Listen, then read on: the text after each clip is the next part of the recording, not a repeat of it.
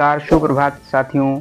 Today news channel पे आप सभी का एक बार फिर से स्वागत है। आशा करता हूँ आप लोग स्वस्थ होंगे। तो दोस्तों, जैसा कि आप लोगों को पता है कि दिल्ली विधानसभा चुनाव जो 5 फरवरी को हुआ था और जिसका रिजल्ट 8 फरवरी को आया था। तो दोस्तों, जहाँ पर एक बार फिर भाजपा ने 27 साल बाद एक प्रचंड बहुमत की सरकार दिल्ली में बनाई है। तो दोस्तों, वहीं चर्चा जो काफ़ी दिनों से चल रही थी कि दिल्ली का सीएम कौन बनेगा, जो भारतीय जनता पार्टी के ऊपर कई लोग सवाल खड़े कर रहे थे कि भारतीय जनता पार्टी अभी तक अपने सीएम चेहरे का चुनाव नहीं कर पाई है। तो दोस्तों, आज हम अपने इस वीडियो में चर्चा करेंगे कि रेखा गुप्ता, जो कि हरियाणा की रहने वाली हैं, उन्हें भाजपा ने एक बार फिर से दिल्ली की कमान दी है, मतलब महिला को सम्मान दिया है दिल्ली में। तो आइए हम इन खूबियों पर प्रकाश डालते हैं कि आखिर हरियाणा की रेखा गुप्ता ही दिल्ली की सीएम क्यों बनी, किन खूबियों के कारण बीजेपी ने इन्हें एक बार दिल्ली की सरकार का शिरोमणि ताज इन्हीं को पहनाया है। तो दोस्तों, वीडियो में बने रहें और हमारे टुडे न्यूज़ चैनल को लाइक, शेयर और सब्सक्राइब करना ना भूलें, जिससे आप लोगों को पल पल की जानकारी हमारे टुडे न्यूज़ चैनल के माध्यम से आप लोगों तक पहुंचती रहे। दिल्ली की शालीमार बाग सीट से पहली बार विधायक बनी रेखा गुप्ता दिल्ली की 9वीं सीएम होंगी। वो आज रामलीला मैदान में शपथ लेंगी। ऐसे में आइए जानते हैं कि वो खूबियां जिनके कारण रेखा गुप्ता को ही सीएम चुना गया।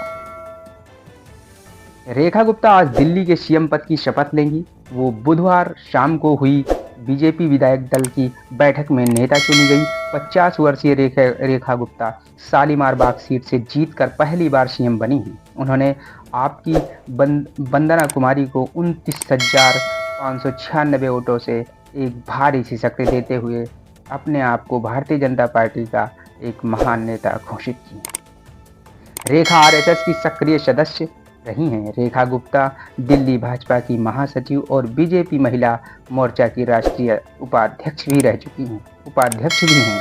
बता दें कि इससे पहले रेखा 2 बार विधायक का चुनाव हार चुकी हैं। इसके बावजूद उन्हें सीएम क्यों चुना गया, ये एक बहुत बड़ा सवाल है जो आम जनता के द्वारा इनकी बीजेपी के ऊपर उठाया जा रहा है। तो आइए जानते हैं 3 बड़ी वजहें क्या हैं जिनके वजह से भारतीय जनता पार्टी ने रेखा गुप्ता को ही एक बार दिल्ली की कमान सौंपी है। तो पहली जो उनकी मेन पकड़ है, जिनकी वजह से उन्हें सीएम बनाया गया है दिल्ली का, वो है आरएसएस की पहली पसंद। तो दोस्तों, जैसा कि आप लोगों को पता ही है, जो भी निर्णय होता है बीजेपी का यानी भारतीय जनता पार्टी का, वो आमतौर पर आरएसएस ही डिफाइन करती है।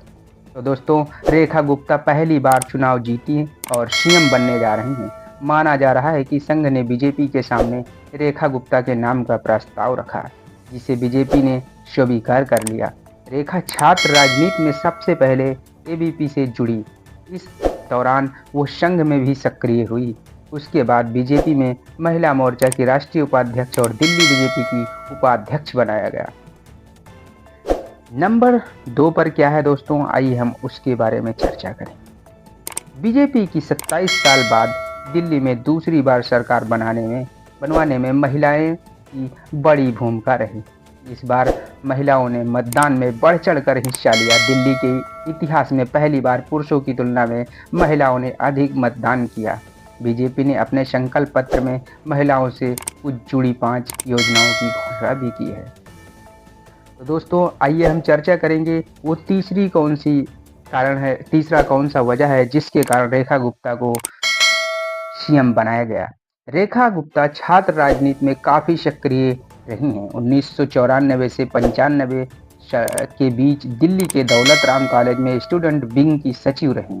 इसके बाद दिल्ली यूनिवर्सिटी की सचिव बनी। 1996 से 97 में डीयू की अध्यक्ष बनी। इस दौरान ही वो संघ में एक सक्रिय हो गई। 2003-2004 में बीजेपी दिल्ली में युवा मोर्चा की सचिव बनी। 2004 से 6 में बीजेपी युवा मोर्चा की राष्ट्रीय सचिव नियुक्त हुई। वो 2007 और 2012 में पार्षद चुनी गई हैं। आइए, चौथा कारण क्या है जिसकी वजह से भारतीय जनता पार्टी ने रेखा गुप्ता के नाम एक बार दिल्ली की कमान सौंपी है। रेखा गुप्ता पूर्व सीएम अरविंद केजरीवाल की तरह वैश्य समुदाय से आती हैं। दिल्ली में व्यापारी वर्ग बीजेपी का कोर वोटर माना जा रहा है। नतीजों के बाद से ही विजेंद्र गुप्ता, जितेंद्र महाजन और रेखा गुप्ता का नाम सीएम के दावेदारों में था। ऐसे में महिला होने की वजह से बीजेपी ने उनके नाम पर दांव खेला है। तो दोस्तों, ये था हमारा टुडे न्यूज़ चैनल के माध्यम से अपडेट जो हमारे व्यूअर्स को, हमारे यूट्यूब फैमिली को दिया गया।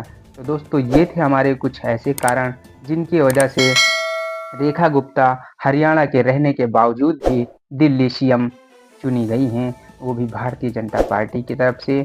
तो देखना अब यह है कि भारतीय जनता पार्टी 27 साल बाद दिल्ली की सत्ता में वापसी करने के बाद क्या कुछ निर्णय लेती है, जिससे कि दिल्ली की जनता को कुछ राहत मिलेगी in compare to opposite party like Aam Aadmi party.